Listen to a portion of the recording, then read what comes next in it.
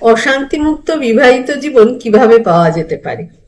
এক, একে অপরকে সম্মান করতে হবে। দুই, নিজেদের ঝামেলা নিজেদের মধ্যে মেটাতে হবে, কোনো তৃতীয় পক্ষকে নাক গলাতে দেবেন না। তিন, একে অন্যের দোষ ত্রুটি খুঁত ধরবেন না, কারণ চাঁদেরও কলঙ্ক আছে।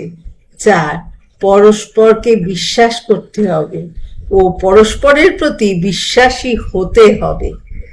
পাঁচ, দুজনকেই স্যাক্রিফাইস করতে শিখতে হবে।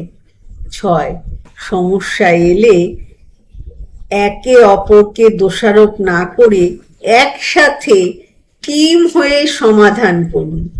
সাত, একে অন্যকে ভালোবাসুন, কিন্তু বাইরের দুনিয়াকে বেশি বুঝতে না দেওয়াই ভালো।